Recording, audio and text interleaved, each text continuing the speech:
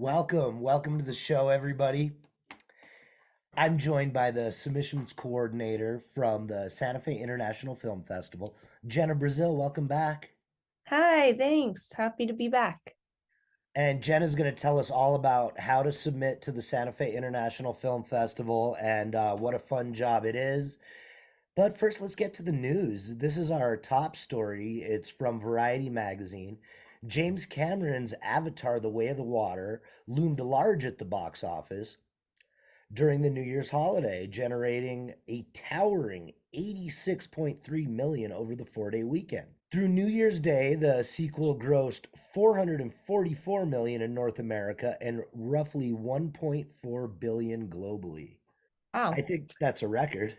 Yeah, I think so too. I'm surprised. I know there was a lot of controversy between going to go, the second one, going to the second one, but the fans are there. Yeah, it says it's been holding strong over the traditional third weekend in theater. Usually they drop, but it managed to keep selling tickets. And it's the 14th highest global release in history, just ahead of Black Panther and Harry Potter, The Deathly Hollows Part 2. After only 3 weeks, it's already primed to pass Top Gun Maverick as the highest grossing movie released in 2022. So, yeah, I'm happy for James Cameron. I know it was 10 years in the making. Yeah, with all those special effects, it takes a while. Well, and friend of the show, Wes Studi, was in the first one. Does he appear in the second one as well? He dies in the first one, right? Yeah, I was gonna say he dies in the first one, so I don't think he is. Well, hopefully this weekend I get to get out and finally catch it. Our next story, this is from Entertainment Weekly, and it's about the star of Get Out and Megan, Allison Williams. She's talking about her life in horror. And where I first noticed her was in Girls. If you watch the HBO show, is it Lena Dunham? Mm-hmm. Yeah. In the new horror movie Megan, it was released January 6th. Allison Williams plays a scientist who gifts her recently orphaned niece a robotic companion with a decidedly killer attitude. The film's about an yeah. The film's about an AI doll who's been built to serve as a kind of best companion for a parent and for a kid simultaneously. Didn't they do this in South Park? Or Chucky. Williams was attracted to the project by the script from Akela Cooper, Malignant. I love that script that Akela wrote. I thought it was just super compelling. I couldn't put it down, she says. I then spoke with Gerard Johnstone, the director of Megan, who had such a specific point of view on it and such a unique tonal language. And I thought just really worked well. It was a really easy decision to do this movie, she says. Very, very easy. She was also encouraged by her previous experience in the horror genre with Get Out by Jordan Peele. And she was also in something called The Perfection. I don't know that one. I don't know that one either, actually. Are you a fan of her work? Yeah, I mean, I wasn't really a big fan of Girls. I enjoyed it, but I could never really get into it. But um, I'm curious about this new Megan movie. It's interesting. It's like a futuristic Chucky that's a girl. So Well, and I'd probably watch it. yeah, she was chilling in Get Out, I thought. I thought Yeah, that was quite a role. yeah. And so, a story that I'm really excited about. The film is released widely on January 20th. You'll be able to see it at Violet Crown Santa Fe. This is Women Talking, and it's a review, a powerful, moving tribute to quiet strength. And I'm not sure if you got a chance to see it at the festival, Jenna. You were probably pretty busy. Yeah, I rarely get chances to watch things during the film festival, but it's on my list to go see once it comes out. It's really amazing. I think I was at the world premiere at Telluride. Fran Drescher knighted Sarah Polly with a butter knife. And so the film, I think, is one of the most talked about movies I've ever seen at a festival. And I was really happy when we got the chance to play it last October. The review Mhm. goes, Miriam Toe's 2018 novel Women Talking was inspired by a horrific real life story in a remote Mennonite colony in Bolivia. Many girls and women were in a remote Mennonite community in Bolivia. Many girls and women are attacked, and the attacks, wrote in an introduction to her book, were for years attributed to ghosts and demons. The women were accused of lying to get attention or letting their imaginations run wild.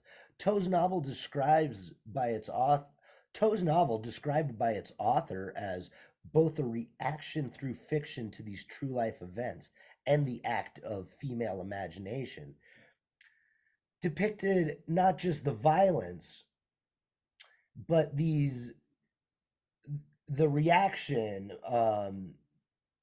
no, depicted not the violence, but a subsequent meeting of the women while the men have gone away to town as they discuss what they would do about what happened. Written for the screen and directed by Sarah Polly, Women Talking the movie likewise is exactly what its title tells us. Though Polly opens up about the action a bit, it's still primarily a long conversation taking place in a barn. I mean, it's very much like a play. The kid at the store, at the grocery store in Telluride, that was describing it joked that, well, you couldn't have called it 12 Angry Women. So, Sarah Polly, are you a fan of hers? Oh, remind me what else she's done because I So she can't was think in of it. Kirk's TV show, Kirk Ellis's John Yeah. Adams. And I guess she's more directing than acting now, but she's a top actress. Yeah, for some reason I can't like picture her and I don't know why. It's my Monday. And this review is from the Seattle Times. Polly, whose previous films include actors showcases Away From Her, featuring dazzling performance by Julie Christie, and evocative documentary Stories We Tell, which she turns the camera on her own family. Hmm. But who you do know from it is of course Fran Drescher plays an Mhm. not Fran Drescher. Frances McDormand plays Yeah. an amazing part in it, and also Rooney Mara, who Oh, yeah, I forgot she was in that. yeah, I think Rooney Mara is just tops, and she's very good in the film. I think it's kind of an unlikely role for her. I've never seen her do anything like that before. And maybe this next article will take us to the break. This is from Variety Magazine, and it's Ruben Östlund's satire Triangle of Sadness triumphs at the European Film Awards.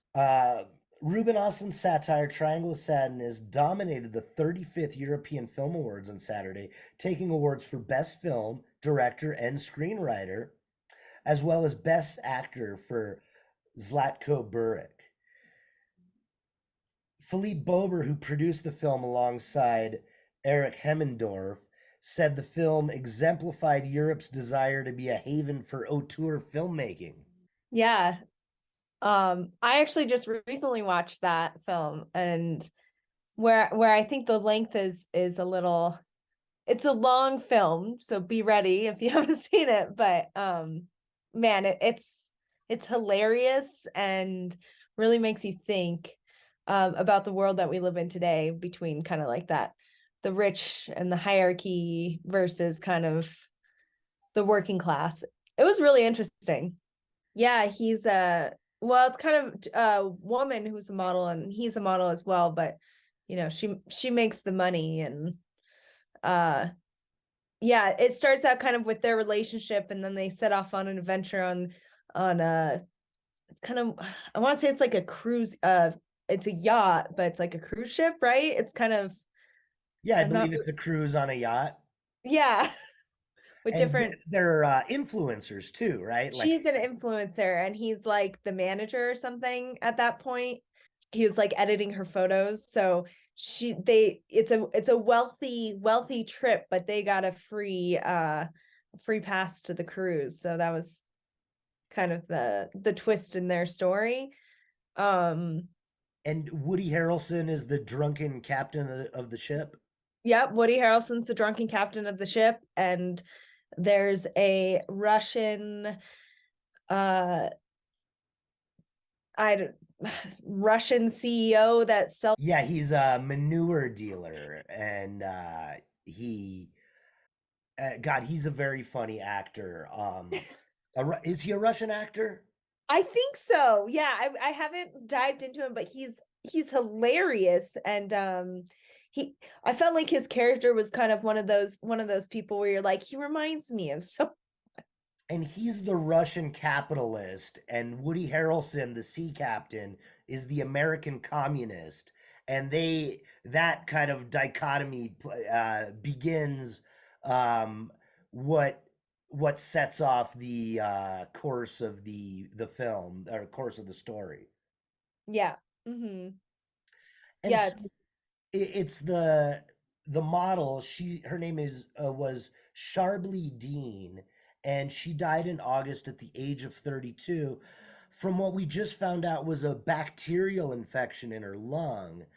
And I mm, just think it's so tragic. She was hilarious in the film, a wonderful actress, and a South African model. And I think she's very pretty. And her boyfriend in the film, he's a male model as well. Did you think he was nice looking, or did you think he was supposed to be kind of nerdy looking? I think he was supposed to be kind of nerdy looking. Like I think his dynamic is kind of like the the man who can be the one who can be like manipulated all the time. Like he's kind of like this nerdy, um, he suck up in a sense. Well, He and it seems like he doesn't have enough leadership within him. Is that what they're demonstrating even from those early scenes? Is he he could be a man who takes charge more, but he's often lost at sea or Yeah, I think blowing in the wind. it's very interesting. There's a scene at the beginning where his girlfriend, says that she can be manipulative, and in within near the ending of it, he gets manipulated by someone else as well. So that's kind of like the it's a repetitive characteristic within him, is that he can just be manipulated. He can't really be the man that he wants to be in a sense. So when Ruben Östlund, the director, got his Best Director award recently at the European Film Awards, he dedicated it to the late actor Charles B. Dean, the late actor Charles B. Dean, who died in August at the age of 32. I mean, I guess there's a lot more to say about it. It's about the social hierarchy turned upside down, revealing the tawdry relationship between power and beauty. Celebrity model couple Carl, played by Harris Dickinson, and Yaya, played by Charles B. Dean, are invited on a luxury cruise for the uber rich. What first appeared Instagrammable ends catastrophically, leaving the survivors stranded on a desert island and fighting for survival. When they're on the desert island, that kind of shows how their skills in society don't necessarily translate to be the same skills that they have stranded on the desert island. Yeah, I was gonna say, except for the toilet manager on the cruise, when she ends up being the captain on the island, because her her skills are worth, she's the fisherman and she makes the fire, she does everything. Um, so I thought that was very interesting, where the uber rich can't do anything, and there's the toilet manager doing everything. And do you think being drunk with power is a little bit of a theme that goes throughout the movie? 100%. I think that's kind of the comedy within it though, where you know when they're asking everyone what they do and how they perceive how their yacht experience should be. Yeah, and I've never been on a cruise, but I imagine there are a lot of those dynamics. So it does make for a funny place for all that comedy to happen. Yeah, definitely. So this last story is about Jeremy Renner. He is having a surgery after a snow plowing accident and remains in critical condition. He suffered chest trauma and orthopedic injuries in an accident near Reno, Nevada. And I guess the snow at his place is so deep that they have to, it must be near Tahoe, right? Yeah, I mean, I heard that they got like 18 inches or something, so it was probably more than they're used to in a sense. Well, I hope, we here at the show are wishing him a speedy recovery. We know that Hollywood needs him to play Voldemort Zelensky in the upcoming biopic, or the not yet greenlit biopic. Well, Jenna, let's move on to a little bit about more about the festival. So we know you've got the early bird deadline March Mhm. 1st. What can you tell us about a filmmaker looking to submit a film to the Santa Fe International Film Festival? Yeah, so they can submit a film through filmfreeway.com. They can just search it, filmfreeway.com/ Santa Fe International Film Festival. As you said, the early bird deadline is March 1st. And if they have any questions, they can always reach out to me in regards to submissions. Um, I do know that we have a discount for New Mexico films. And can they write you at Jenna at santafe.film? Yes, and it's Jena, Jena. It's just everyone spells it wrong, and then they end up emailing contacts. So maybe I can eliminate some of those mishap emails. Um, but yeah, feel free to write me if you have any questions, or I know we have a lot of categories, so I get a lot of those kinds of emails wondering what their film belongs in, and happy to help anyone. Let me know, what do we do first? We send you an email, or we can just go on Film Freeway or to santafe.film and submit? Yeah, so they can go to santafe.film, or they can go to filmfreeway.com/ Santa Fe International Film Festival. Um, we only take digital submissions, so everything will in the end go through filmfreeway.com. Um, and yeah, we have our first early bird deadline coming up March 1st of this year. Yeah, and I've been talking to some of the programming team, and we're really looking at some exciting stuff. Really happy about the group of people that we put together to work with on this with us. And Mhm. I think a lot of it kind of starts with you and me going, should we, shouldn't we? Who are these people? Are they alumna of the fest? Does it seem like the alumni is growing since you first started the job? Definitely. I mean, to think about the film festival this past October, we had about 100 filmmakers at the film festival. So that alone is Yeah, I think that's a big part of it. What we can do that can't be done on a streaming service is let you speak with the director, one of the actors after the film. And that, yeah, I mean, is that mostly directors, the 100 filmmakers, or does that include some producers too? no, that includes producers, directors. We had a couple music composers, I believe, who came, and actors. I think one thing the Fest really does a good job about is having directors here. I know that number of 100 includes some producers and even composers, but the idea that directors are playing their films here and wanting to be here with the film has made a really big difference. So when you get to meet the person behind this vision, I think that makes the experience so much more. Yeah. 100%. And this isn't a Zoom conversation. This is live and in person, and we get a lot of really great support when it comes to bringing these filmmakers here, including our fantastic hotel partners, as well as the National Endowment for the Arts and the Santa Fe Arts Commission, and so many more groups supporting the idea of artists being here for their movies. Let's see. Did you have fun? What did you think of the opening night party? Did you get to see some friends you hadn't seen in a while? Yeah, I mean, the thing about the Santa Fe International Film Festival is it brings a community together from all over. So we have people who work for the fest who don't necessarily live in Santa Fe anymore, and they return. And the same with the alumni. If we screen your film again, it's nice to see them again and be able to congratulate them on their next movie and so forth and so on.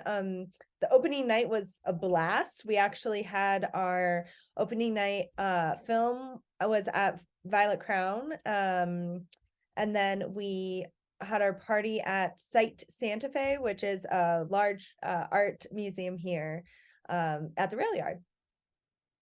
Yeah, and I want to encourage everybody to become a member of Site Santa Fe. I think it's a really powerful quality arts organization, and Santa Fe can always use more of those. Mhm. Now, I really get a kick out of when the filmmakers finally get to meet you. They're like, wait, wait, wait, you're Jena? Hey, Jena, oh my God, Jena. Because a lot of time you are the main point of contact that they've had until they arrive here in Santa Fe. Yeah, it's there's just something special about that. I mean, um after submissions are done and coordinating those are over, I become guest services director. And so it's kind of been from point one when they submit till the end when I'm trying to potentially finding a hotel room for them or telling them where, their film is playing. It's really funny though. We have our operations manager Stephanie also wears glasses and has blonde hair, so we get confused a lot. Well, and Stephanie Love Reiner, our operations manager, I think she recently got glasses. So, It was like this past year. But it's not just the glasses. It's like we're like around the same height, and we both have long hair. Now we have our box office manager, Blake, who also is blonde. So now it's just the crew of blondes. Sorry, Jacques. yeah, I don't want to insert an Aryan joke there. So I have to cut it out. I guess I probably have to cut that bit out too. But yeah, I think it's cool that you guys are, young blonde girls or women that late young ladies that are working professionally in the arts, and I think the audience really responds to that because, I think usually that I think it is refreshing to see young professional people working in the arts, and I Yeah. know I'm no longer young, but I started this out. I was about your guys' age. And when I started with the fest, I looked very young, So even at 30 years old, I was treated as a young person doing something, which I don't think is necessarily fair. I mean, I consider young people to be, teenagers, college people, maybe, but I think the youth for the youth getting noticed is a big thing, and so I want to remind people that young people are actually young. Yeah. Well, and we encourage people to volunteer, and if you go to school here in Santa Fe, you can always intern with the fest, and it's a great way to get involved at a young age into the community and into the film industry. Oh, I think so too. I think the thing about the film industry is it's kind of unclear to the public how to get your feet wet. Who do you talk to? How do you break in? How do you figure out what movies are shooting here and then get involved? And I think film school is a great way to do it. I think Going to work on movies right away is a great way to do it. There's so many different ways that if you build the wealth of your experience in movie making, that there's no telling where it'll bring you. I think when you and I were sitting here 10 years ago, we weren't sure where we would be now, and I think there's more and more exciting things happening each time. I think Like Sundance is going on right now. Or is there anything you're excited about there? I I actually haven't had time to even look at what's playing. I've been so engulfed in the holidays and getting things going with Meow Wolf, so I'm not gonna lie. I haven't started my 2023 year off right in the film festival circuit. Well, and I want to ask you about the Grapevine Project and just whatever you're allowed to tell us right now about what's going on at Meow Wolf. I also want to give a big shout out to Alexandria Bombach from our advisory board, who opened the Sundance Film Festival with her latest documentary on the Indigo Girls. Oh, yes. I did know that was playing there. Okay, but we'll maybe give her another shout out after the commercial. Yeah. Tell me a little bit about Meow Wolf and anything you want to let us Yeah, know. I mean, Meow Wolf is growing. We have a new exhibit coming this year in Grapevine, Texas, which a lot of people don't know where it is, but when you fly into DFW, it is right outside of the airport. So That's you can, Dallas Fort Worth is yeah, DFW. DFW is Dallas Fort Worth. Yeah, so it's very close to that airport, great for an international hub. And then in 2024, we will also be going to Houston. Cool. And have you taken that flight from Santa Fe to Dallas yet? I have. And was Yeah. that easy? Oh, it's so easy. I mean, it's like go up in the air and then touch down. It's like an hour flight, if even. Um, Super easy. Fun fact also about Grapevine is it's a wine country, and I believe they have about nine, could be 6 to 9 wineries in Grapevine. So you can always just go for a little wine tour and then stop by Meow Wolf Grapevine. You're Well, there. as we'd say in Texas, yeehaw. Yeah, y'all going down there. Alexandria Bombach from our advisory board has a film that's the opening night film at the Sundance Film Festival, and it's about the Indigo Girls. Yeah, yeah, it's called It's Only Life After All. And speaking a little of Alexandria, she also was an alumni with the fest and then became on our advisory board. So I think it's really nice to see her grow and yeah, have an opening night film at Sundance. It's amazing. Yeah, And huge shout out to her. she won a chicken and egg award. She won a $25,000 prize for On Her Shoulders, the documentary about Nadia Murad, and she quickly gifted that prize to her subject, Nadia Murad. So she's somebody doing huge things and taking movie making very seriously, and now all of a sudden one of the very best. So she's it's really been an exciting thing to get to know her and become a friend. Yes, I agree. So, is there anything else you can tell us about Meow Wolf? Grapevine, Texas, Houston is on the horizon. I mean, there's more on the horizon, so you just have to keep your eyes, your ears, everything on us to see. I can't say much.